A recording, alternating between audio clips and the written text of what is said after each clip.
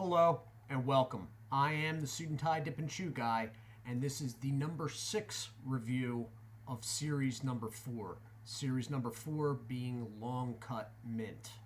And as you just saw, it will be the second Grizzly entry. Before we get started, this is not the first take, so the can is cracked. The can is also damaged. It's been a long night. But let's take a look at the front of that can right now. It is a metal lid in the American Snuff Company fashion. Thin raised rim, and the word Grizzly is raised. Everything else is flat to the can. The rim is in a royal blue, and the background color is what I would call gunmetal gray, a very dark gray. All right. In comparison to the regular Grizzly Mint that I've already reviewed,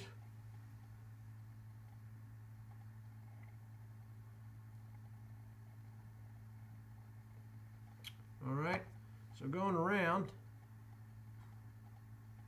branding, American Snuff Company branding, more branding, manufacturer's information, and barcode. This is a product of the American Snuff Company of Memphis, Tennessee. It is 100% domestic tobacco. All right.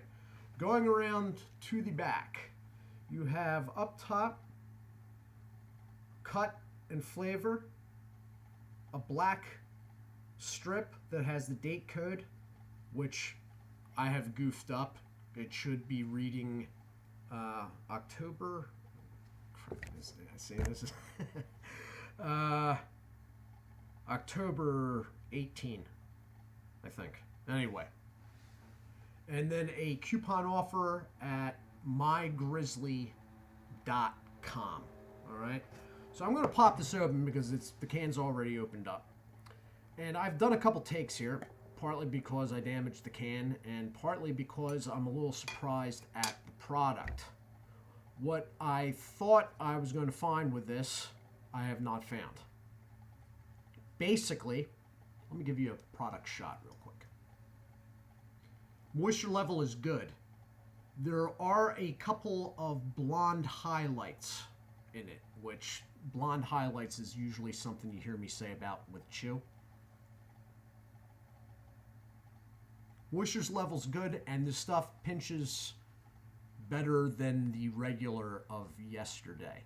And that's why I'm a little thrown off by this product, because I was under the impression that the dark series, at least when it came to the wintergreen and the mint, were supposed to be sort of mellowed, toned down versions of the regular line. And I am not finding that with this. It was the case with the dark wintergreen, but with this, I am not finding that to be the case. So I'm going to take a pinch, and then I'm going to hit the pause button.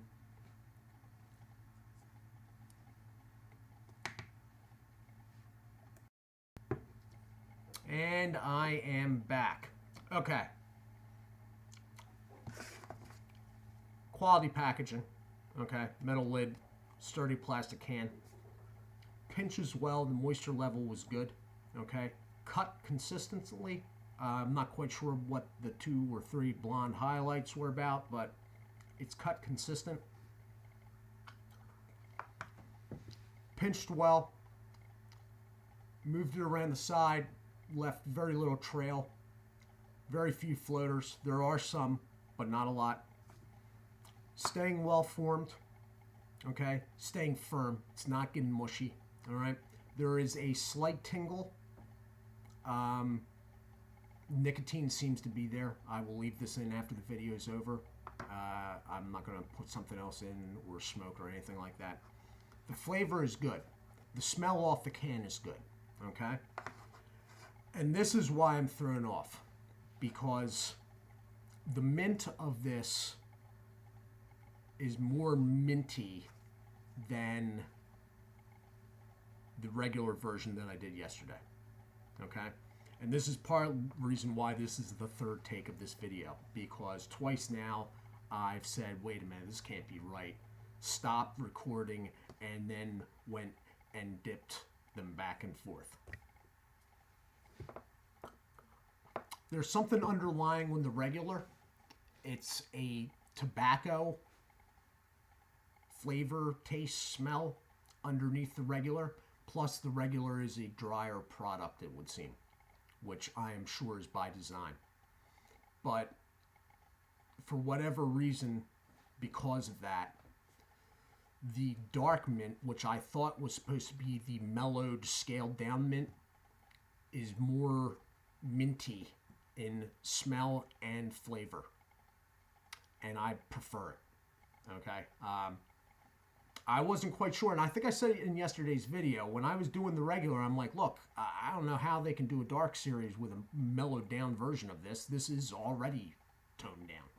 Well, as it turns out, to me, and with the cans I have available to me right now, this is the non-mellow version. This is more minty. I'm not saying it's overbearing. I'm not saying the mint is to the level of, let's say, the Stoker's product. It's not to the sweetness level of that or the Copenhagen product, but it is a more pleasant taste experience and smell off the can, for that matter, than was the regular Grizzly mint. Okay? That's my take on it, and believe me, I wasn't sure about that, and that's why I've been, I don't know how many times I've dipped these cans now in the last, like, hour and a half. But this is the third take on the video because I really wasn't sure if I wanted to put that out there, but I'm pretty sure now. This is the mintier of the two in my mind. It is the more pleasant experience due to the moisture level being up, the mint being up, and the smell off the can being just in general more pleasant. Okay?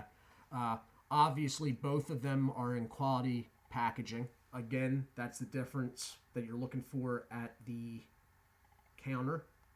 Okay? The dark has the gunmetal gray background.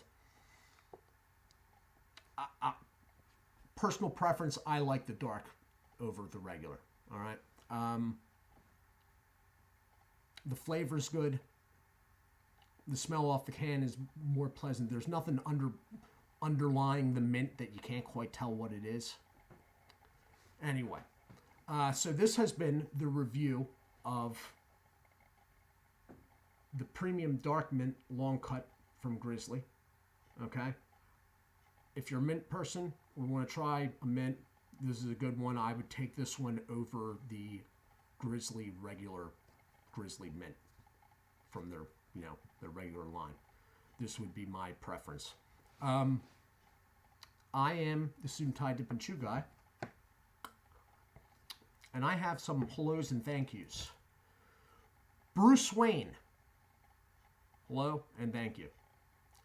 Real Talk Studios, hello and again thank you. And Lieutenant Bacon, thank you, sir. All right. As always, check out Berg's Dip Reviews. Winnington Outdoors just uploaded the other day, and I'm still trying to track down Maryland Dipper, but I'm sure he'll be around at some point. All right. Also, if you're into any music-themed Canadian perspective on dip or anything along those lines, nasal snuff, there is Dirty Pat Walsh. All right, guys, do take care of yourselves, and as always, God bless.